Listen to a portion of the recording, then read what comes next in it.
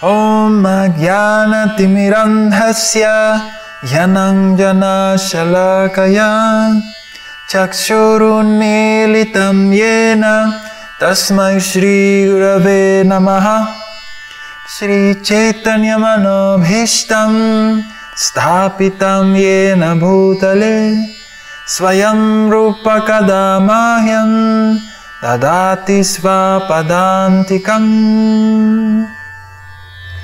Today we're going to read Srimad Bhagavatam, 4th Canto, Chapter 30, verse 20.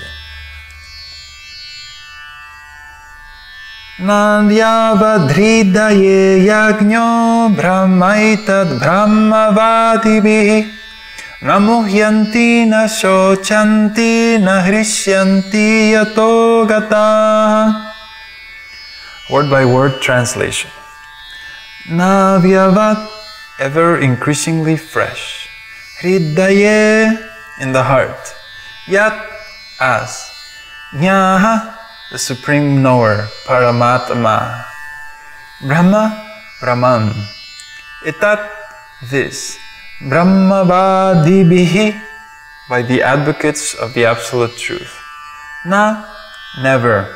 Muhyanti, are bewildered. Na, never. Shochanti, lament. Na, never. Hrisyanti, are jubilant. Yataha, when.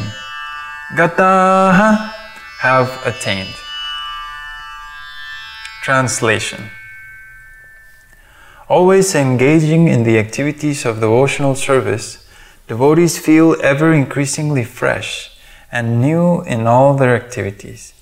The all-knower, super soul within the heart of the devotee makes everything increasingly fresh. This is known as the Brahman position by the advocates of the absolute truth. In such a liberated stage, Brahma Bhuta, one is never bewildered, nor does one lament or become unnecessarily jubilant. This is due to the Brahma Bhuta situation. This is a very beautiful state of consciousness in which, after practicing devotional service for some time, a devotee achieves. For example, when we chant the holy name, when we chant our rounds, a certain mantra, Hare Krishna, Hare Krishna, we repeat this name so many times, and a person who has no faith or who has no experience of spiritual activity will say that, well, that's boring, or how can you just repeat the same thing over and over again and find that pleasurable? Well, the thing is that super soul within the heart is the one in charge of giving advice and guidance, and also who authorizes if a certain activity is to be executed or not, and he gives happiness and all the feelings that we experience, he is authorizing them. He is super soul is an expansion of God that is within the heart of every living being. So every single living entity that we see in this world, they are not only as a living entity alone, but the super soul is with them, accompanying in the heart. And it's an expansion of God in which He is observing the activities, or everything that we do, all our desires. When someone is a very kind person, a very dear friend, that friend will do whatever we want. You know, if my friend, he wants, I don't know, candy, and I know where to get it, or I know how to achieve that, I will help him achieve that, get that candy and give it as a gift, for example. And that's a sign of friendship. So Super Soul has that kind of feature. He is watching all our desires and He's giving guidance. He is guiding the person who wants to go closer to God, and He's guiding the person who wants to go far away from God. And He is not forcing anyone that, oh, you should follow the spiritual path or you should follow this other path. No, he just simply grants the desires of any particular living entity. So it's saying here, devotees feel ever increasingly fresh and new in all their activities. So that means that when Super Soul sees that someone is going in the right direction, he will give a very, very strong feedback through the heart that what you're doing is very pleasing to me. So I will give you the experience of pleasure, the experience of bliss, ecstasy, all these things. And this is the Super Soul within the heart, because the same thing that happens when a thief feels the guilt that, oh, I stole this object that I'm enjoying right now, and I have all this money, but it's all the result of stealing. So there's this always this pain that I didn't deserve this, I didn't really work for it, I just took it from someone else. The sin, the weight of the sin, all these feelings of guilt or feeling ecstasy, all of them are supplied by the Super Soul, because he is the one, he is the source of all these things. The same thing happens when we cut ourselves, for example, that we have an accident or someone who's severely injured. The amount of pain that one could experience is incredible. I mean, we experience certain amount of pain, but if you study the behavior of the body and how one feels, actually when the pain is too intense, the body will be, the Super Soul will say, oh, you should just shut down. The body will kind of like fade away a little bit, and we almost go into like a dream-like state. And all these things are Super Soul. So when we're performing devotional service and Krishna is pleased, he will reciprocate with our service. And as we chant, as I was saying, the holy name, for example, it feels ever increasingly fresh and more and more beautiful. I've done this process of chanting the holy name 64 rounds a day for about 5 months. It's the only attempt I've done of chanting 64 continuously. And it was really amazing, because I would chant a whole day, and then the next day I would chant another whole day, and then the next day. And it never happened to me that it was a boring thing. Most of the time it was something about myself, a problem with my heart, that I would feel, oh, this you get to know yourself better, so many things are revealed of your own bad qualities. So that is, I could say that happened a lot, but I never got the feeling that, oh, this is boring, you know, that like watching the clock and am I going to find something more interesting tomorrow, you know. This and the only explanation for this is because the Super Soul, Krishna within the heart, he is giving all these feelings that this is increasingly fresh and beautiful. And that's just my limited experience. If we read the scriptures, the experience of the Goswamis, Haridas Thakur, all these great souls, they are like 10 million miles even better from where I am, because they like completely relish the holy name, and they're like praying, give me 10 billion mouths so that I can sing your holy name more and more. So just see how mystical this process is, and you just have to try it, because there's no other way that you can explain how it works except by trying it. So it says here, the all-knower, the Super Soul within the heart of the devotee makes everything increasingly fresh. This is known as the Brahman position by the advocates of the Absolute Truth.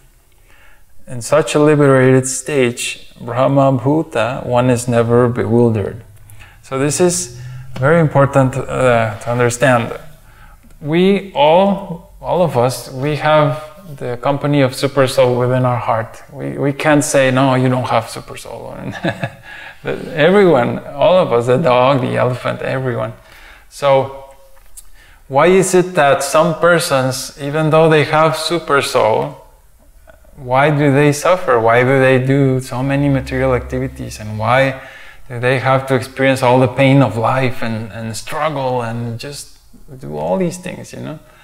Well, it has to do with our own ability to listen to super soul and our own desires. For example, someone who has an extreme desire that I want to be a millionaire. Well, super soul is going to be like, oh, you're my dearest friend, so if you want to do that, I will show you the way. And he will give all these opportunities to become a millionaire. But he will soon realize that to achieve that state of millionaire requires a lot of hard work. It requires doing all kinds of activities, endeavoring for money and all kinds of things that will be a big burden. So it's not that Krishna wants us to suffer or make these extreme endeavors to achieve our desires, but it's just, that's how it works. If you want a lot of money, you just have to work really hard.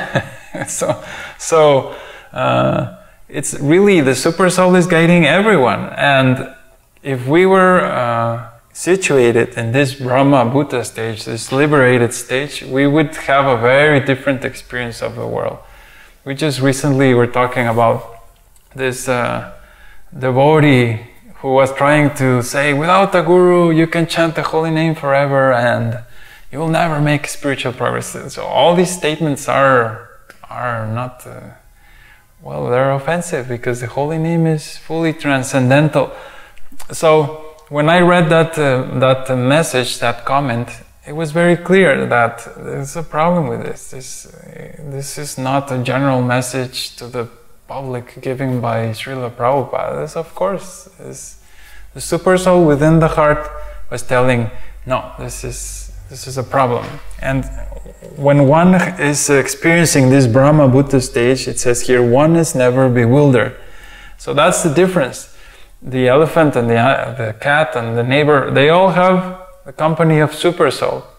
But the ability of hearing and interacting with super soul is very, very different. As it is said, like a fire, sometimes it's fully blazing, sometimes it's covered by smoke, and sometimes it's just smoke only or coals. So as we develop our spiritual understanding and our heart, we achieve higher and higher stages. And this Brahma Bhuta stage, I think, is like the platform where someone reaches the stage of Madhyama Adhikari, which is above. There's three stages: neophyte, Madhyama Adhikari, Kanishta Adhikari, Madhyama Adhikari, and Uttama Adhikari. Neophyte, or then established devotee, we could say, and Uttama, pure, exalted devotee.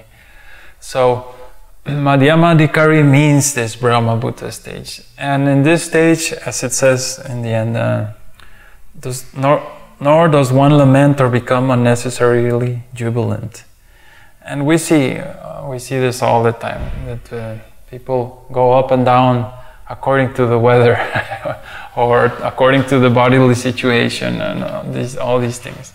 But when we see a Madhyama Adhikari or a Uttama Adhikari devotee, they don't show these symptoms. They're steady like a rock. Their determination, it doesn't change. Their strength, they know what they're talking about because they have experience. They have relationship with Super Soul. And this Brahma Bhuta stage is very, very, very beautiful. And it's just ever increasingly more and more interesting. It also has to do with the mood of the devotee. And there's a certain part of ourselves that needs to realize that this Brahma Bhuta stage is not something that I chant rounds and then one day suddenly I awaken like a magical thing. It's not like throw a coin that this minute I'm in this stage and then the next minute I suddenly change. This is attained, of course, by mercy of Krishna, but we also have to have a very strong determination and desire to always improve. And this is one part where most religions completely fail.